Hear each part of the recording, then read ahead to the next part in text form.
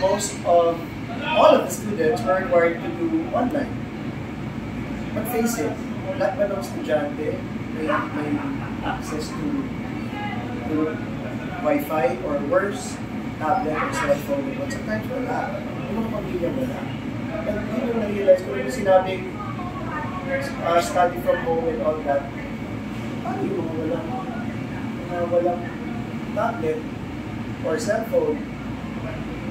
Pagkakaita naman natin sila ng information. Doon ko naisip, sige, alam ako ng clothing brand yung RS Luxwear, kung saan bibenta ko yung t-shirt ng 888 pesos.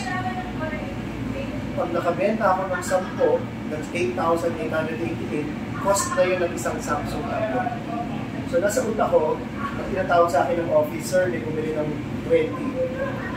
Thank you Lord, may dalawang tablet ako pagpipili at mabibigyan ko mga estudyante ng mga tablets. Yun yung parati namin ginagawa sa front row cares, dahil yung M-Butterfly. Dahil ang M-Butterfly, yun yung pagpapatuloy na play. Yun yung lahat naman tayo may signature play, may signature road, may signature movie. Ako, ang signature play ko, M-Butterfly. M-Butterfly in the 90s opened so much opportunity sa akin. Sabi ko, balik ka rin ko naman. Why not use M-Butterfly to open up opportunities to a lot of people? So we employed so many people, set designers, culture designers, videographers, and not only that, sabi ko, might as well, gawin na natin po yung endeavor na to, charity. Paano naging charity? Our tickets were sold at 2,000. Pag bumili ka ng ticket na 2,000, yung buong 2,000 na yun, hindi ko na mabawasan yung tawag fee, hindi ko mabawasan yung expenses ng venue, costume, wala. Yung buong 2,000 na yun, bibigay ko sa charity. So kung naka-full house tayo sa Maybank, ang full house man would amount to 650,000 or 675,000. Kung full house yun, yung buong ticket sale sa 675, ibibigay natin sa Love Yourself or sa SM Foundation or yung sa Lovely Pa ni Ate V. So, yun ang ginagawa namin. So, it's a charity, it's our way in front row to say thank you for giving us, for blessing us, giving us the trust, giving us, not the resources. It's time for us to share it and give it back. So, yun yung ginagawa ko ngayon. Yung RS Luxwear, bago na yung mga designs ngayon ulit. We have, I think we have for you guys, we have mga t-shirts and we also have jackets and windbreakers. Very, very affordable. And that, pag bumili ka ng RS shirt or RS jacket or RS windbreaker, hindi ka lang bumili ng t-shirt or ng jacket, ikaw pa yung nagbigay sa charity. Ng buong buo? Ng buo lang. Ginamit ko lang ako to buy the tablet. Pero yung bumili nun, part din sa nagbigay ng charity. So, bilis pala siya. Oo. Kasi ngayon, hanggang ngayon, meron pa. So every Friday, Saturday, tumatawag yung office. O RS, you have 40K. O RS, you have 80K. So, taon na to? Tumatakbo? Yeah, since pandemic. Noong pandemic naman, although I don't read na now, so ayoko na yun. Meron akong RS contract yung Tom. Para siyang country, community country, na yung mga nabubulok na mga, ibis na mabulok na yung mga gulay nila, inaangkat namin dito, inaano namin. So, kesa naman walang bumili doon, walang kita sila, habang hindi pa bulok, habang fresh, parang hindi na namin lahat yan, kami na magpapadala ng mga truck and all, pagdating dito, mamigay sa community namin. And I've also partnered with Brothers Burger and Buffalo Wings and Things. So, nag-partner sila sa akin, they've given me special price na pagka-RS contract nito, may discount. So, nakakapila ako ng daan-daang or sometimes free for the food tax na binibigay namin sa barangay hall, Brothers Burger. Kasi classmate ko sa Lasal yung akin. Si Kito.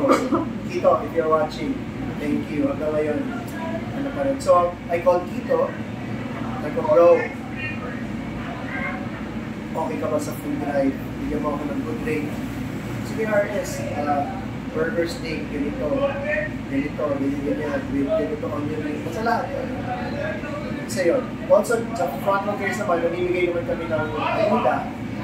So, namimigay kami ng queso de bola, Toblerone, spaghetti, Nestle Spa, mga ganun, yun lang naman ang ano namin, chicken. Parang yung food pack namin, medyo may ramen, mga Cadbury, mga princess. Yun ang mga ano na. Pero it gives something then psychological. Diba? Sa binibigyan na parang yung value ko pang brother, pang Cadbury ako. So, diba? It's there. Alam mo man, last story na lang, I remember may nasunugan sa may, sa Palok yata na parang maraming community na sunugan. So, sa isang evacuation center, meron 100 plus families.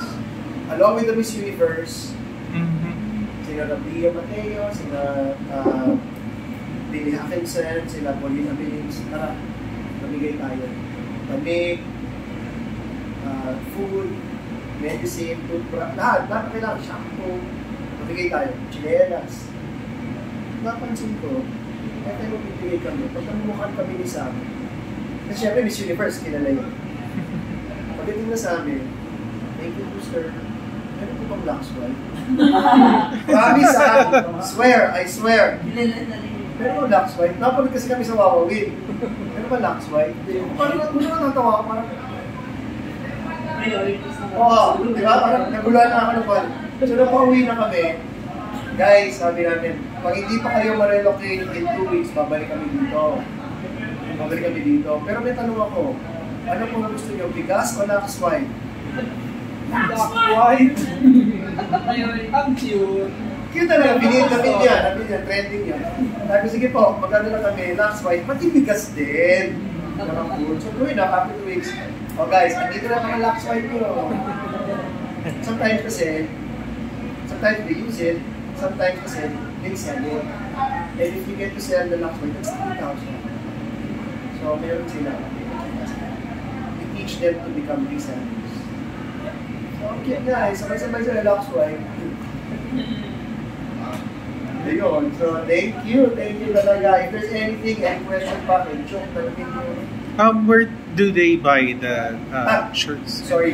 The shirts are available sa Shopee, RS Luxwear 888, para swerte, or sa Instagram, Luxwear, RS Luxwear 888 also. The t-shirt is 888 pesos. And 100% go to charity. So ang tagline ko dyan is not for profit, all for charity. So go. Alright. Thank you. Thank you. Yay! Pwede ko pa-invite for them to visit Rampa. Nga pala.